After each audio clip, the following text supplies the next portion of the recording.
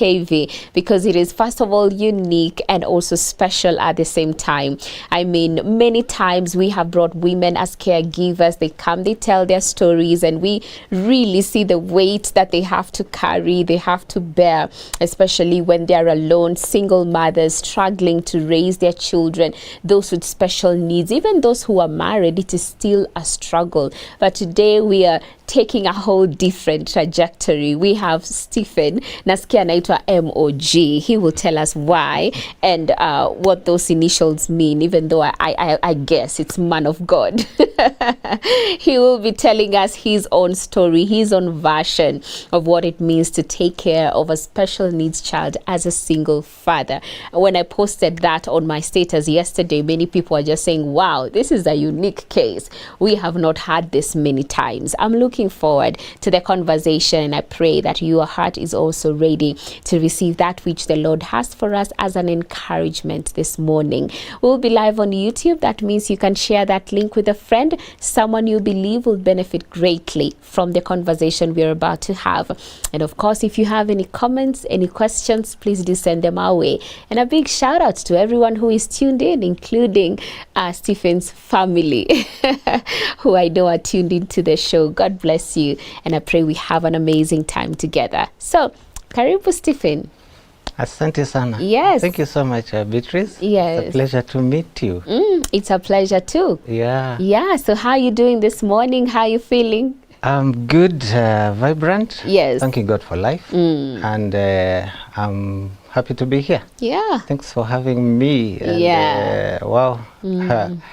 It's time to unleash. Yes. Yeah, and this is interesting that we plan for it. Yeah. And the countdown has happened. And it is here. And it is here. And it is here, from a phone conversation to a live show. Exactly. You know, and I thank Faith Titus who connected us. Oh yes, I was telling her, she set me up, and like, God, She did. this happens. Let Yes. it be in your will, and it's.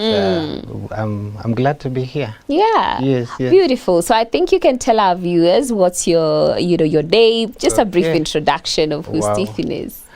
Wow, Stephen, that's an interesting question. Sometimes when you're told to do this, you end Yeah. up saying what you do instead of who you are. Who you are, I like your But- identity. But it is intertwined, I believe so. That's true. Stephen, my official name is Stephen Mutuku. I'm born again. I'm a third born in a family of so many, and 19 year of the Lord. Wow. I'm a vintage. Yeah. I'm a dad of 3, 21, 16, and 9. 2 girls and one charming prince, Yes. Nathan. And I think that's why we are here. In the corporate world, I'm a stock controller in one of the organizations out there. And yeah, you mentioned about MOG. It's a title I've used in ministry so many times. Okay. Actually, it's initials that spell out man of God. Yeah, because back then I've been involved in so many titles in the church, serving in the Lord's house, and I feared those titles. So I told them, let me just go by the name of MOG. It humbles me to know that this is the Lord's doing. Yes. And I'm born again. And the young men in church, actually I'm a member at Sitam Buruburu. When Nathan was born, I was the Baba Girls for the longest time. Yeah. So when Nathan came in, they said, now we're going to give you a new title. And I've been using it also, Baba 2GB. That's interesting. Yeah, back to chemistry and those maths, solve this equation. Yes. Equation, as in 2GB, Yeah. 2 girls and one boy. That's And good. here I am, and of course I have this other title 3 years ago. My wife slept in death. I got a new title, a widower. But all things work out for good. Yeah. for the will of the Lord. Yes, I think that will suffice for now. Yes, Yeah, that's a good one. Things. Yes, that's a good introduction. And I feel like our conversation will now come from that introduction. Yes. It will flow from that, because Exactly. today we are looking at a father's resilience and taking care of a special needs child. And I think you can introduce that to us with which of your children has special needs, and how did you even discover that? All right. Wow, Beatrice, this is going to be a tight squeeze. I'll try my best. Yeah. You can imagine this is, I'm calling it a journey of 9 years squeezed into the little time that we have. Tell you. But the grace of the Lord suffices, and I believe we'll get somewhere with this conversation. Actually, my third born, Nathan, I call him Prince Nathan. He's the one who is having special needs. We call them with different names. Yeah. Some people call them people with disabilities. That one rub shoulders with people the wrong way. Yes. Some other call them those who are lame. I don't know what other titles. But as it is, Nathan's story actually starts, I can link it up to 2015. Yeah, because I had been married for up to 2022. This year, actually, I would be 23 years in marriage. So by the time my wife was sleeping, we were in marriage 20 years. Wow. Now we have these two other children. Now they're big girls. One is 21, and the second born is 16. And as it goes, we had to look for a boy. You know, the prayer of the mothers, and it's like 2015, it happened. Nathan is born 2016. Okay. Yes. So April. Yeah. So I'm saying 2015, so you can calculate it backwards. Yes. And you know the month. Yeah. But during the first trimester, actually the whole of this story, I will link it to that, because now with more knowledge about the whole scenario, Yeah. even though the medical world at some point could not really bring it out, but in my own conviction and in our own convictions, we came to realize that it had all to do with that. So during the first trimester of my wife, Beth, one time we were just sleeping past, I think 1 a.m. or 2 a.m. thereabout. You know, somewhere in the middle of the night, you hear a very heavy shaking of the bed, you know? And then I woke up with a startle, not knowing what was happening. Then on switching on the bed light switch, the light, I noticed that the shaking and the, movement was actually happening from my wife. Then I got mixed up now with my little first aid. Okay, later on I came to realize it's a Shiza attack. A convulsion, what some people call it. And it's an emergency, wake up the neighbors. Here we take her, the closest hospital we went to was Metropolitan Hospital. And I thought it was a passing cloud. Because on admission, emergency, something I had never experienced in those so many years of our marriage.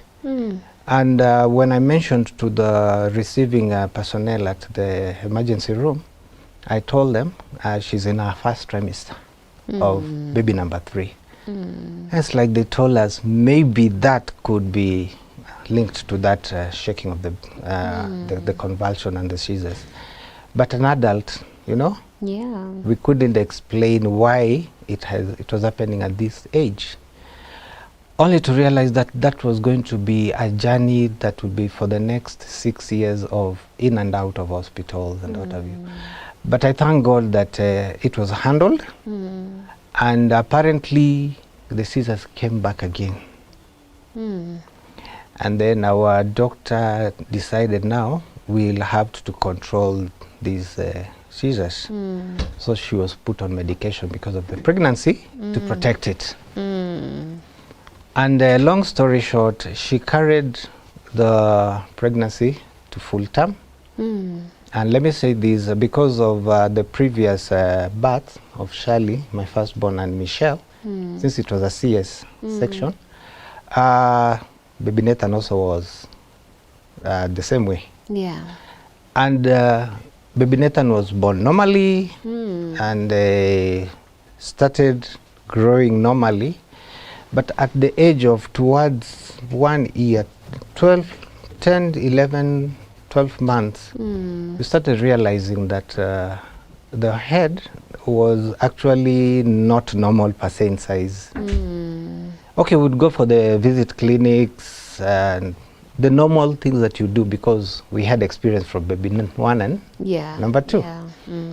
And then they will tell us, no, it's the baby growing. You guys, why are you anxious and all this? And it's like, but at some point, one of our closest of cousins, first cousins, told us, no, this is not normal. So we decided to do another check. So I remember very well, this was 2017, because Nathan is born April 2016. Okay. So around February of 2017 or January there, we went to St. Mary's. Now they did an ultrasound. They measured the circumference of the head, and for sure they picked up an issue. They suspected there was a blockage somewhere in the head. Yeah, but they needed us to do some imaging to confirm that. Right. So we got a referral. We came to one of the imaging specialists, and they did a full scan. And for sure, on one of the ventricles, there was a blockage. Yeah, we were so anxious. And apparently, they gave a name to whatever was happening to baby Nathan. And they tagged a name to it. And since his body was so small, you could notice for sure the head was enlarged. It was bigger than normal. So they gave a name to this condition. They told us this is a condition known as hydrocephalus. Now, let me demystify that big word.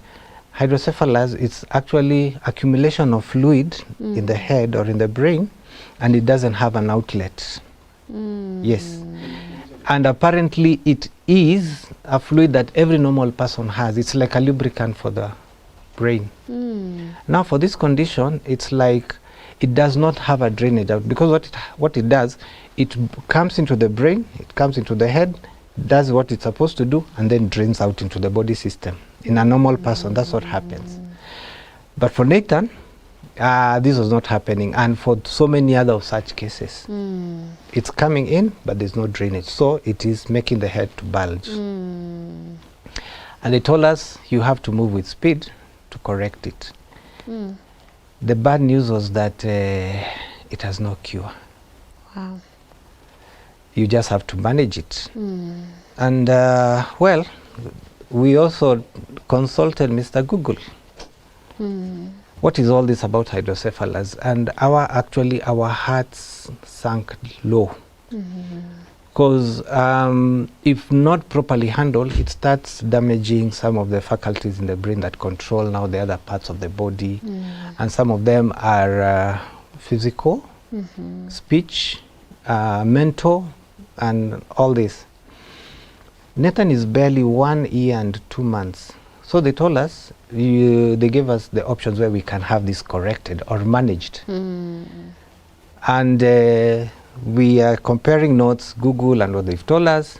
Now the way to correct this is by putting an artificial drainage system from the brain to control this flow of this fluid.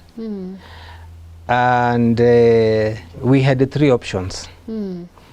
One was Kenyatta National Hospital, the other was a private hospital, and the third one, which we eventually went with, was Kijabe Hospital. And for sure, the private hospitals are just too expensive for our pockets. Kenyatta apparently had a queue, you can imagine. Yeah. And they're telling us you have to move with speed to do what? To correct this issue. Yeah. Because the more you delay, the more damage that is happening. So our option was immediate admission to Kijabe. Now, I've mentioned this, that and it's already started weighing us down, especially on my wife and all of us actually, because here is baby Nathan, a baby boy has come, and there's nothing, and we already seeing negatives about this ill health and all this. Now, the way to correct this is to operate. The first option that they did is to put a shunt. A shunt is actually basically a piping system where the drainage is supposed to happen in the brain, and insert a piping inside there and let it move under the skin and have it drained in the abdomen. Wow. And I can remember very well, I think this happened between March and April 2017, theater. So the operation, the surgery happened, very painful. You could see Nathan, very tiny. I know. The pain and all this. And just to speed it up, because it's a long squeeze, we were discharged and we were told what to do about the dressing, because now he had the two wounds, one on the head and the other one here at the abdomen, where they inserted the piping. Actually the piping and they leave a longer one so that they may grow with it.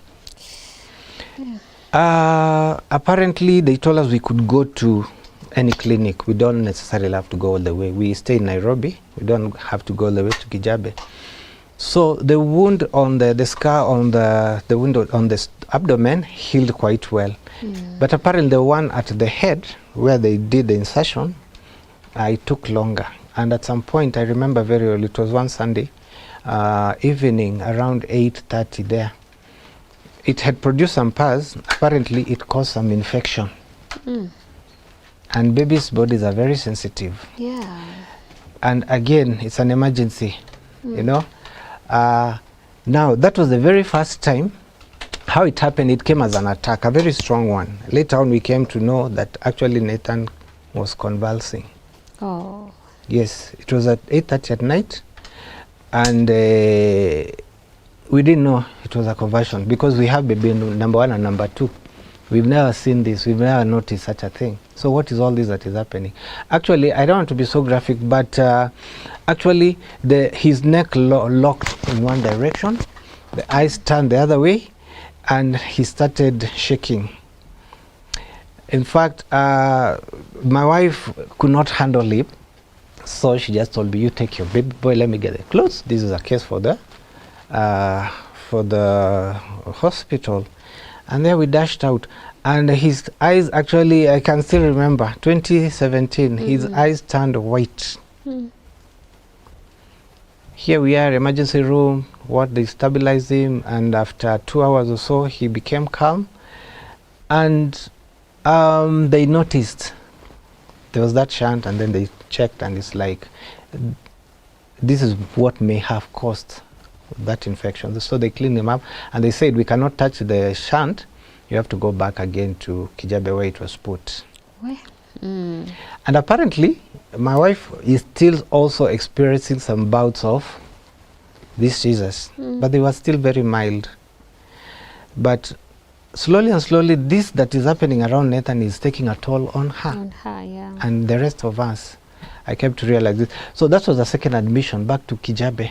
And apparently, they cannot do the cleanup for the shunt while it's still in clinically. They have to go to another surgery, number 2. I think 1 year, 4 months there, because these things were happening back to back. So Nathan goes back again, and they have to do a cleanup of the body system with the drugs. I remember the interns who are handling the injections and what have you. Actually, it was because they knew how strong the medication was, because they were doing the cleanup.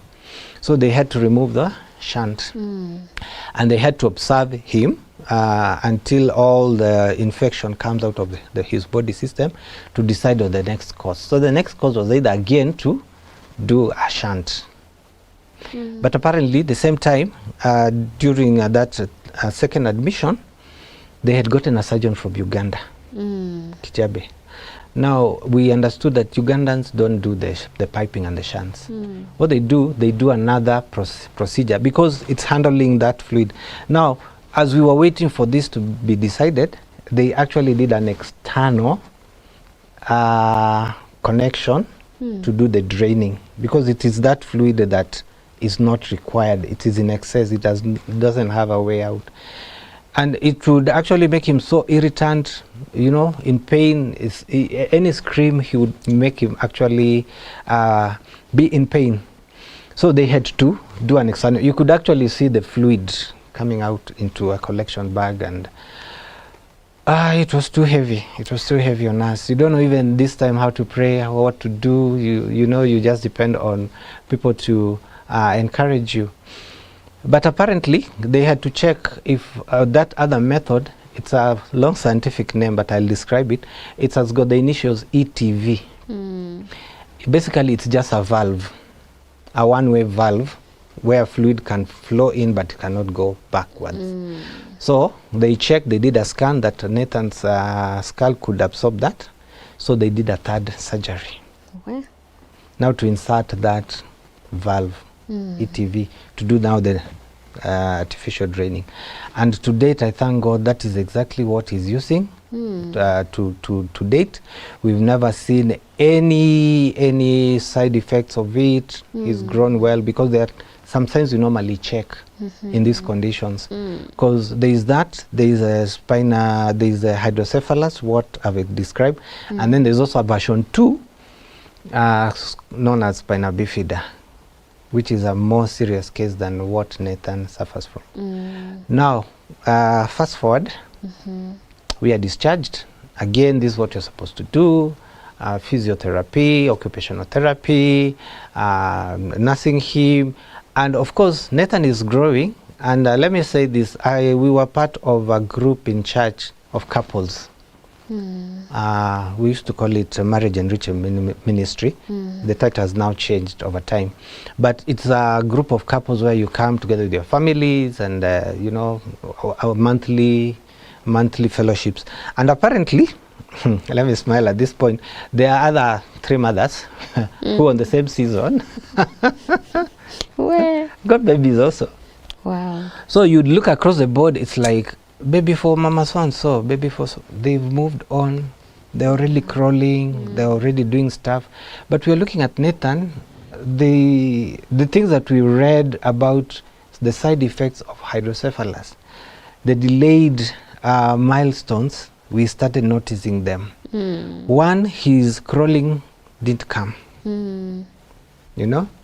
Then his sitting also had not yet come. Then he used to mumble just things, and it's like, wow, God, is this?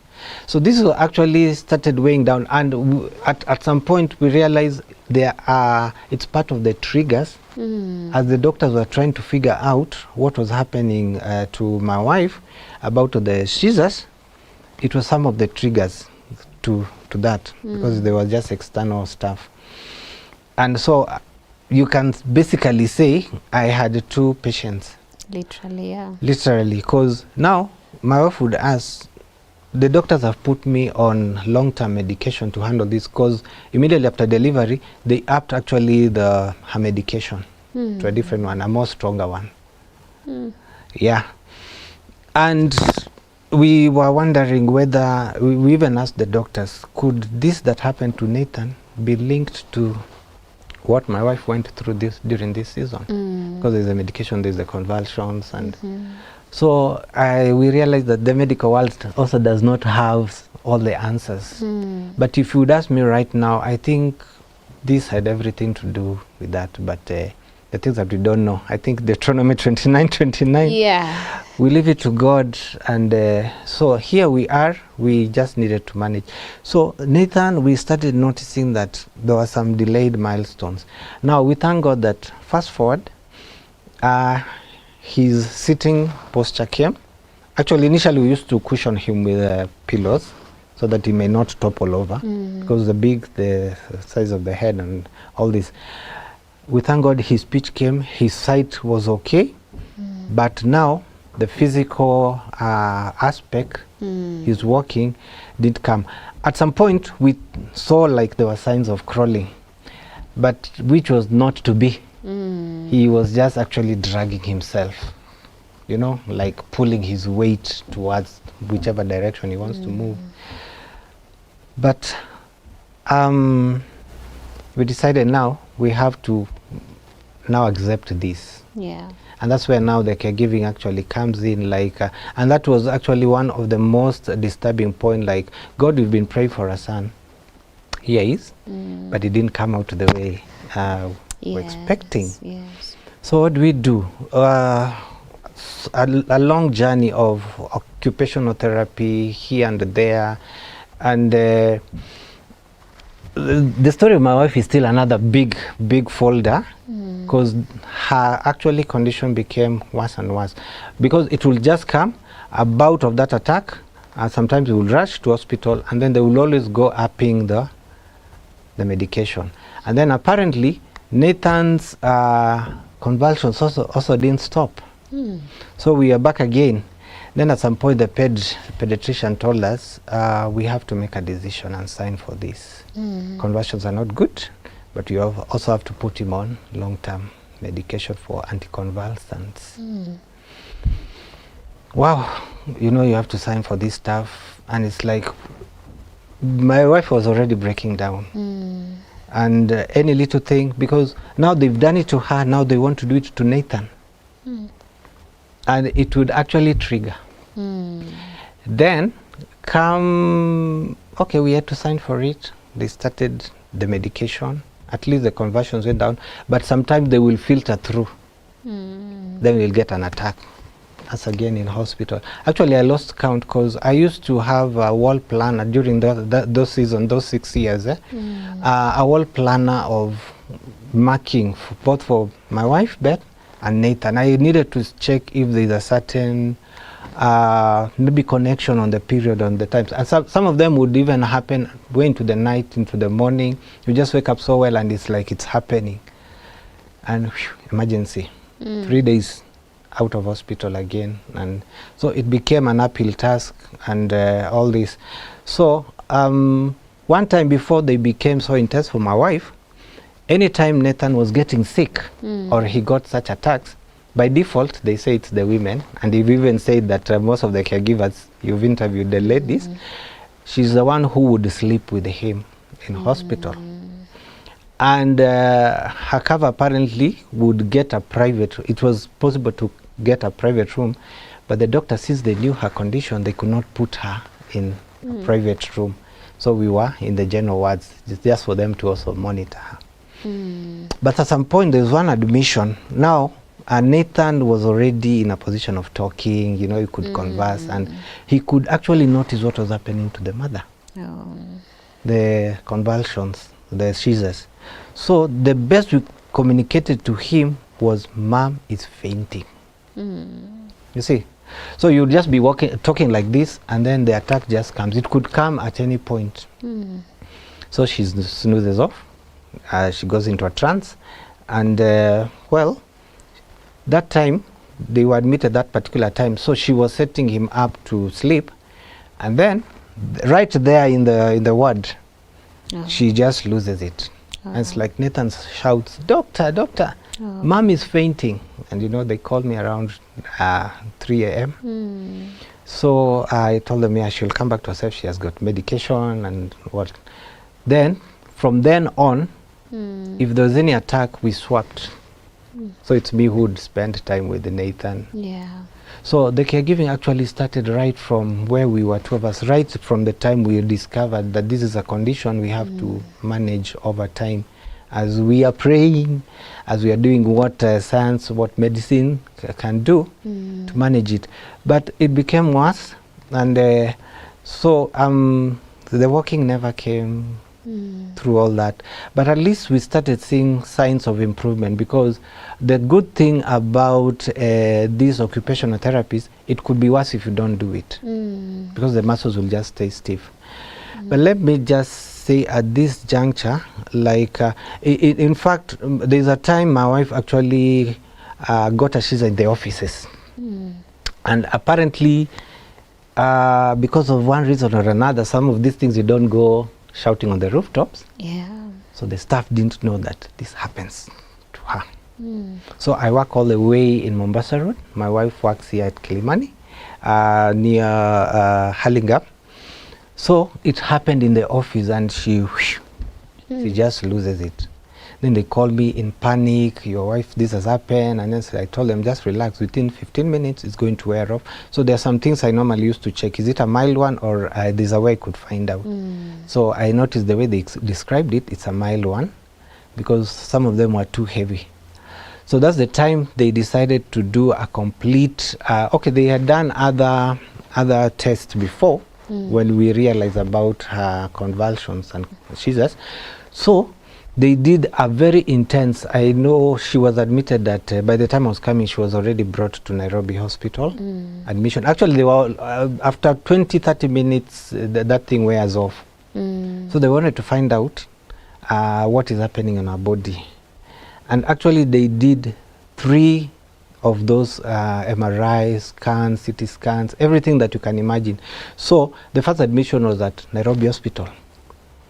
They did a complete scan, checking of the body. You imagine whatever you normally see, they do a MRI and CT scan, and the doctors could not pick anything, no tumor, no nothing. So the issue about epilepsy was actually ruled out.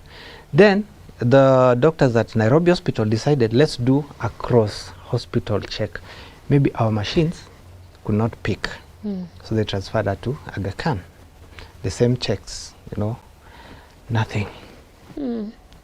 So the doctor was seeing her, told me that this could be something about the mind and what have you. So now with so much knowledge, I had to know it's a case of maybe just how you accept pressure and all this. Now, it's a big script, but we came out of that. She came back to normal. Sometimes she'll be good. She was still working. It's only those bouts of... Yeah, those moments, yeah.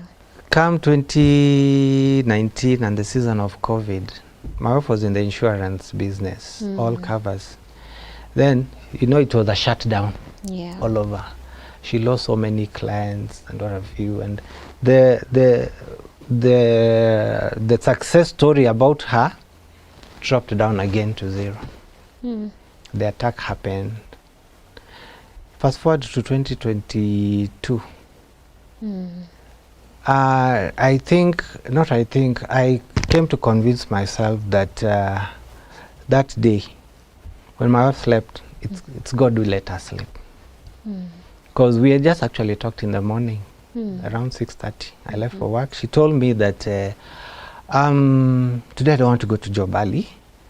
I will, because insurance firms, you can start your work from anywhere. And she's done this before. But apparently, to just submit everything, later that day, she didn't make it.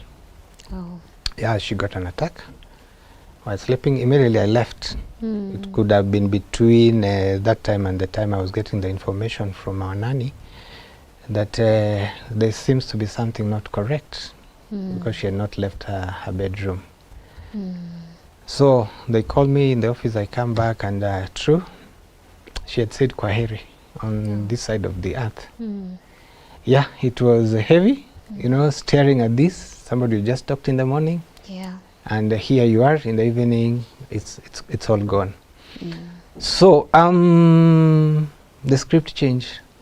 I'm saying it's going to be a tight squeeze. So I've left out so much information just to give a broad picture. So apparently the burial, what funeral went on. Here I have my 2 daughters. That year, 2022. You remember it was a season when the school holidays were actually squeezed so that they may recover. So I had 2 candidates that year, class 8 and form 4.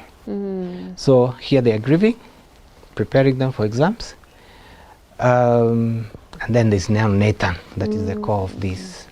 So God helped me to take care of that story. That's a script maybe for another day, but let me concentrate on Nathan. Yeah, because now on the caregiving part, we were 2 of us. Now I've been left alone with more hearts. I go into the kitchen affairs, organize things there. Yeah. I have to organize the nanny also.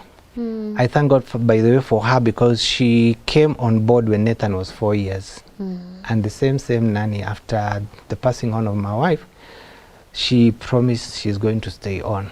Nathan now is 9 years. Wow. She's one among the many caregivers around Nathan. But narrowing it down to me, this is a reality. After grieving, things had to move on. And now whatever the clinics we used to go together, because now working around Nathan, because there is another delayed milestone that we also noticed, and the neurosurgeon had, the one who is normally seeing him, had to put him also on long-term medication on that. They're known as a fine motor. You know, you hold something and your hand is shaking. Yeah. Your hand is shaking and all this. So he also on a medication on that, but they have greatly reduced. Because initially what we do, you give him, let's say, water on an open cup like this, he will shake it out. So we used to put liquid in a bottle that has got a valve that you could pull. So his tea in the same thing. You know, as old as 5 years, that's what he was using, to 6 years. But that medication has helped him. It's also on long-term convulsions. But I want to thank God that now I took everything to myself. Yeah. After grieving my wife, helping the kids do the exams, and I thank God they passed with flying colors. Nathan is still the core concentration. Yeah. Now we have clinics, follow-up clinics. Kijabe, any children they've operated on with those shunts, whether it's spinal bifida or operations or hydro, they normally have mobile clinics around the country. So on specific month. Now for Nathan is normally done at EPDK. Now it is me to come in and started taking him for those follow-up clinics. And they want to make sure that the body is still moving in the correct direction, what after the operations, that nothing is wrong. So that was the very basic one I needed to do. And for sure, to the letter, those who are bringing their kids for follow-ups, it's women, mothers. So you are standing out amid this, so many women. So they will look at me and it's like, this gentleman, you know, there's something unique about you. But here I am, I had to do it for his sake. Yeah. The follow-up clinics, and there's also periodic ones that he normally goes at Metropolitan. It is me used to go. And then apparently after the death of my wife, I think 2 months later, he experienced a convulsion. It is me, Metropolitan, admission, and be spent. Now, a few of my friends and relatives, they would come, relieve me in the morning, and then I come back in the evening for those 3 days. So caregiving, that's where it's all starts. It's all over him. And apparently, if you would ask me how to approach all this, first by acceptance. Because I came to realize that it is a very strenuous activity. Because you look at Nathan, the things that you normally do without thinking, like the challenges around him. Because currently you have to aid him in walking, even though he's got a walker that we are still continuing doing the practices and all this. Because I had to get him an occupational therapist to be coming in the house. And it's also on a cost. So Saturdays and 1 day of the week. So we've been doing that all that time. But I realized the main thing that actually is a big challenge is to accept that this is the person you're dealing with. Because you look at Nathan, the basic things that you are able to do, like dressing, just simple wearing a shirt or wearing a shoe, or even socks, or going to relieve yourself, as basic as long call, short call, he cannot do it by himself. So it is you to come in and assist him. Yeah, we've done toilet training and all this, but I thank God that Nathan's condition didn't really destroy so much, because apart from the physical and a bit about his memory, because he's a very sharp boy, by the way. He loves singing, he loves people. You spend time with him, you love him from the word go. We realized that there's some delayed about his memory. You may go through, let's say, the alphabet, the colors, you move on so well, but maybe a day or later or two, it's been deleted. So you have to craft something around him. So there were the clinics, the toilet, but I thank God that at least for the toilet, he is able to communicate that to you that he wants to relieve himself. Right. A case like spina bifida actually cuts off the senses. It's more or less like hydro, but it cuts the senses of communication that you need to relieve yourself. Yeah, it just comes out. So there is the longer use of the diapers. When especially you're going for long safaris or you're going to school, because I thank God that Nathan eventually also joined school, and having been rejected initially at previous schools, because we don't have this kind of teachers. But acceptance, what works for Nathan? What challenges does he have as you continue? Because if you don't really accept, you'll be in denial. That's true. And this actually happens to so many of people who I know. They have people with disabilities.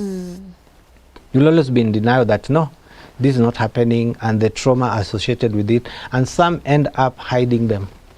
But I decided, even if I've been left alone, I will hold the bull by its horns and do exactly everything that pertains to him. So apparently in those PDK visits, I'm always number 1 or number 2. Yes. And by the time you're leaving, there are around 75 people behind you. And it can really weigh you down, because sometimes you look at Nathan, the thing that you just do without thinking, just wearing shoes or something.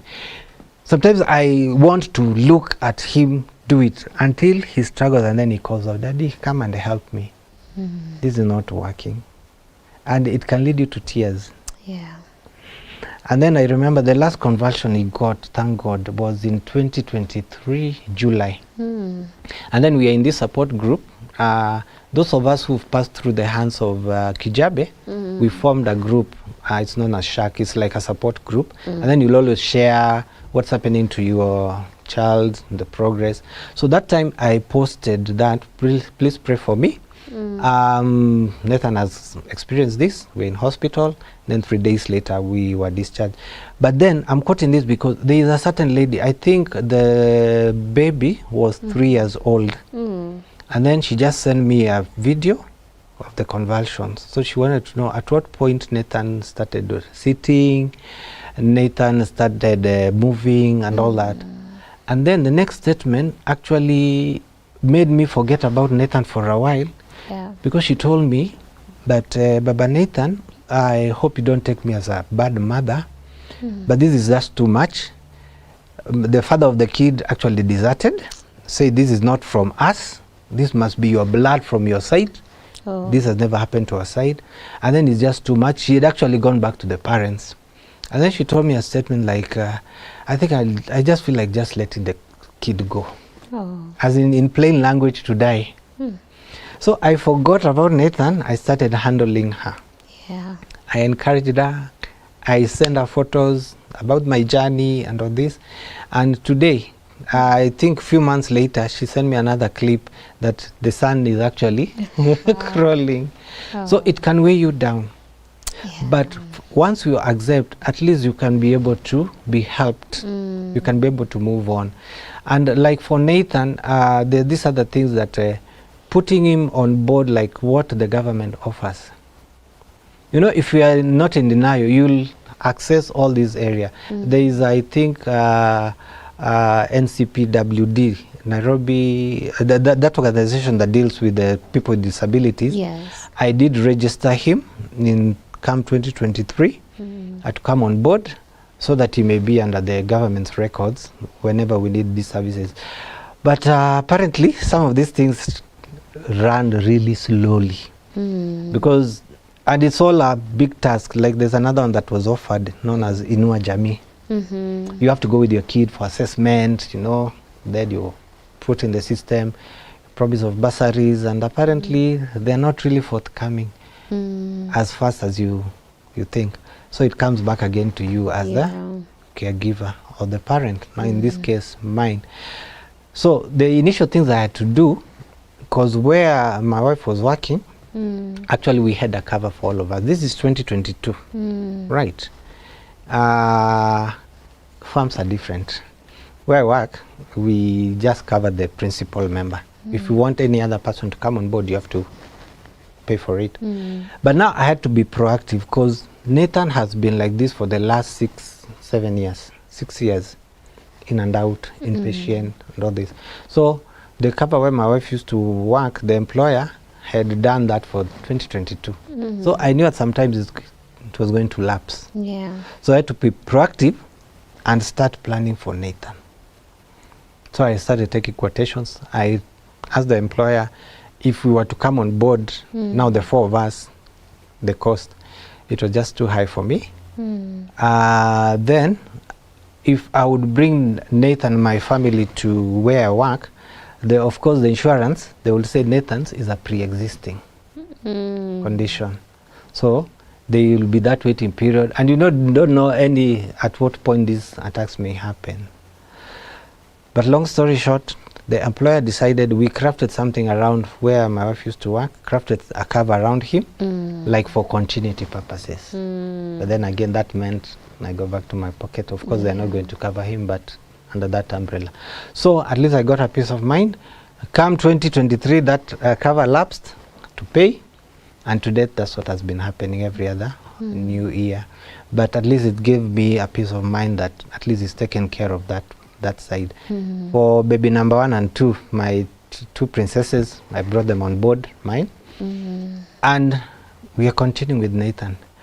So one of the things that I came to realize and accept and be intentional is to know that Nathan is very normal. So I created for him an environment to go to school. You should see us when we are going to the bouncing castles, enjoying merry-go-rounds and all this, to give him a life. So I accepted. It's challenging, yes, I don't refute. But here we are with all those so many folders that I had to squeeze. Nathan is bubbly. Him and so many others, they look very okay. It is us who get the brunt of the thing, you know. But if we are just aware that these are very normal people, just disadvantaged, some say different enabled, which is a very sweet word, but does not bring out the picture. But here we are, staying strong, and as a widower, we move on. Wow. Yes. Oh my goodness, I'm short of words, literally. That is a very powerful story. I mean, I can't even imagine what that has meant for you, and especially now with losing your wife at some point and having to bear the burden alone, and this far that you have come. It can only be God. And I'm seeing here Sir David saying, seizure, the first time to hear of it, there was a time my brother was struggling to breathe and it was like he was electric. I thank God I was able to give him first aid by pressing his chest. So that's just a comment that has come in. And of course, there's also a question here. With all this, one can easily get mad at God. You served him, and yet all this still these things still came your way. What has kept you from being angry at God? Because as you're talking, you keep saying, I thank God. And I think this is the true testimony here. I don't know what you can say to that, especially when it comes to a relationship with God, with all these things happening, and you're still serving him regardless. Yeah, thank you. That's a good question. In fact, I've just remembered last year we also went in for a corrective surgery at Kijabe. We slept 1 week with him. Wow. Yeah, they had to correct 2 nerves that just up the heels, because Nathan was standing on his toes. Now my relationship with God, you know, one of my other offices is leading praise and worship.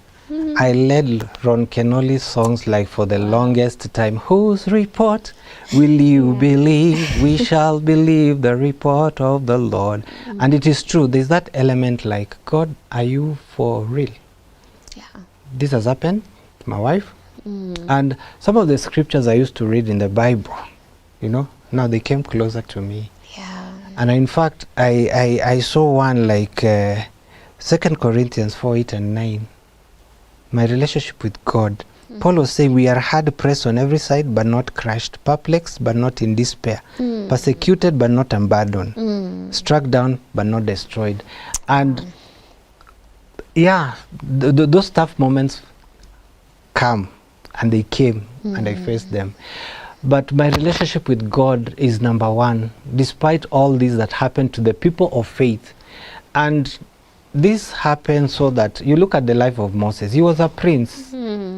But look at him taking care of sheep in a strange land, a flock that are not even his. But God was preparing him to go and deliver there. You know, he trained him in the palace. He took him to the shepherd. He took him through the wilderness. And there's always a purpose around what God is doing around you. For the sake of maybe this one person that needs to be encouraged. There's that one lady that I've talked about. And in a different setup, there's somebody who actually heard my testimony, and I still have the text.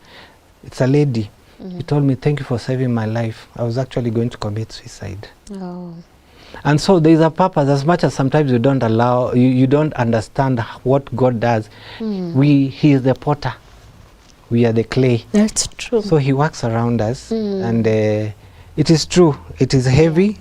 Psalms 124 verse 1 and 8. There was a people who are saying, if it was not for the Lord, we would have been swallowed. But here I am in God's purposes. Yeah. I love him. You know, it's a relationship with him.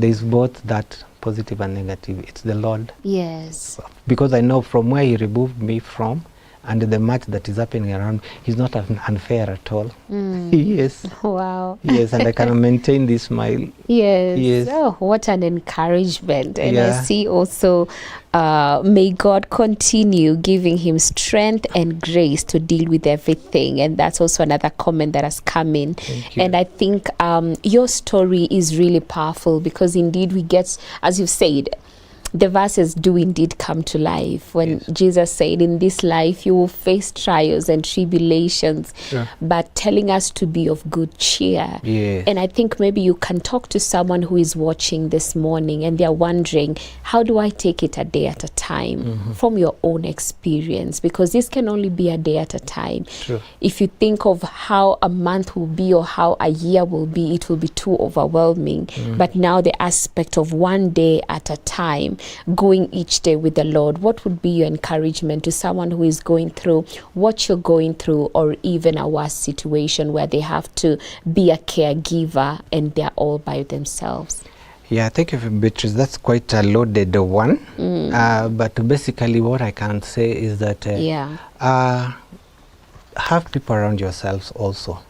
Take care of yourself, because we are in the season of Christmas. You're not Father Christmas per se. We also have those breaking moments. But once you are in acceptance, like I have a support team around me. I have 2 men that we've walked this journey for the longest time. Yes. I do cry out to them when it's this overwhelming, because I know I was strong in most of the groups that, in fact, when my wife passed on, people kept off, as in they didn't know what to tell me. You know, that keeping off of, as in, I don't know what to tell Steve. But get people around you, people you can count on. But the first person to deal is with yourself. Like I said, talked about acceptance. Yeah, this is a reality that has happened, and I have to face it and be optimistic that it is not a do and die thing. You know, like for Nathan, it has happened. We have solutions here. The convulsions went down, and in fact, I'm looking forward to next year for them to remove the medication. It is just a phase. It is just a season. And be positive with the people you're taking care of. Once in a while, get away from him. Get away from them. You cannot do everything 24/7, 365. They will not die. Let me use that word. For you to debrief. Take yourself out. Sometimes I will just drive into a park. Watch people swinging and sip my own soda. And mostly, the Lord never lets us down. He will always give us a way of escape. He's our strength. He's my strength. I've seen him do that. Encouragement through people blessing me, people cheering me on. that you can make it. Yes. Wow. Yes. That is powerful. And amen to that. Amen. And I think maybe you can let the people know how can they get these support groups. As you've mentioned, there's one you're able to be part of. Maybe you can share how people can connect with that as well. All right. There is basically what works for you. Yeah. Like we have Shaka. I think later on, maybe if I could share my number, I could maybe also do a personalized leading to this. Yes. But most of the support groups, by the way, don't think big. They start from the people around you. Like I've mentioned about my nanny. You know, one of the closest people to help around you. That is the closest. Your relatives, people who are seeing the same image with you, even before you go to these organizations. True, yes. Like in church, we also have, I belong to a group like, I thank God for Sita Mburuburu. We have this ministry called the Challengers Ministry, where we have other people with the special needs, people with disabilities, right from what you can think of, attach yourself even to one like that, because you'll hear somebody's testimony and it's like, wow, mine looks much fairer. So begin from where you are, even before you go outside. Like in Sitamburu, there's such a forum where we meet. They meet every Sunday. They formed a Bible study group. We have the deaf, we have the mute and the sign language around themselves, and they minister to each other, right? And what can really work for you even before you go to the organizations? Because like I'm registered under NCPWD, but the support that I expected is not coming in. Yeah. So SHAC is a group that we meet even online meetings. They've even taken the teenagers. The other day they took the teenagers to a conference. Wow. You know, a 1-week seminar for the teenagers, the group. So that is one of them that I can mention that I know works. Yeah. And like that one in church, just a support, you know, people that you can fellowship with. It makes it bearable. Yeah, that's true. We cannot carry the weight on our own. Yes. I mean, that can be very intense because, as you've mentioned, there were moments you don't even know how to pray. Exactly. But when you have people around you, they are able to hold your hand even when things are tough. And I think at this juncture, maybe you can share your contact or just how people can get in touch, even physically. All right. You've mentioned you're at Sita Mburuburu, so yeah. And maybe on top of that, yes, one way to minister yourself is to serve others. Yes. That's good. Giving. Sometimes you are in so much need of these finances, and then God brings somebody who needs a lesser finance. You just find you go off your way, serve. Because I didn't hide myself. I didn't stay back. I'm involved, even under the title of Single Parents Ministry. This past year, I'm involved in the leadership in the Single Parents Ministry, where I serve. And I serve these other people with a different kind of, not necessarily bereavement. I find joy in that. So you can reach me on 0722 633 722. Okay. 0722 633 722. Physically, you can find me in church. I'm always in church. You're always in church with Nathan. Yes. You know, Sundays, I ensure that he goes to Sunday school. You come and ask for emoji. You'll be brought to me. They all know me as emoji, man of God. I'll still plug him in the Sunday school class with his challenges of writing and all that. He flows. And I'm a vintage, but we are online. Facebook, I'm there. Yes. Some of us did complicate our taglines. Stephen Mutuku Jonathan. It's only one on YouTube. Facebook and Instagram is just the same, you know, at Stephen Mutuku. On Instagram is the same. I'm also on TikTok because of my babies. Yes. They keep me on toes. On YouTube is the only one that you'll find maybe a slightly different name, Steve Ovisky. I've maintained that one for the longest time. That one I didn't change. Okay. But it has got the common name, Steve Emoji. Yes. Wow. Yes. Wow. What a profound conversation. I mean, I know we were not able to cover everything, but I believe we were able to cover what was needed today for for the people who are watching. So thank you so much. Stephen, say Steve what? Whiskey. Whiskey. Any title that you'll remember of me? Emoji. There's Baba 2GB, there's Baba Emoji, 2GB, and Steve Whiskey. And then there's some who call me with that Mutuku tag. It is Mutuku Emoji. Okay. Fused. Yes. Mutmog. Yes. Hey, Jamedi. That is quite a name. Mutmog. I've refused to age. Hey, refuse kabisa. I even love the word you use, vintage. Yes. But thank you so much, Steve Whiskey, Emoji, you know, to have that smile on your face, even amid the many things that are happening. I mean, the Bible tells us to rejoice always. And again, I say rejoice, to give thanks in all circumstances. And sometimes we say these words casually, but I think when you have gone through what you have gone through, you know just how important it is to stay connected to God amid the many challenges, amid whatever may come your way. So, I mean, we just want to say congratulations and God bless you. Can I insert one more verse? Yes, please. There's a verse that keeps me going, Luke 17:10, because people will come and pat me, you man, you're so strong. You guy, you know, you challenge us and all this.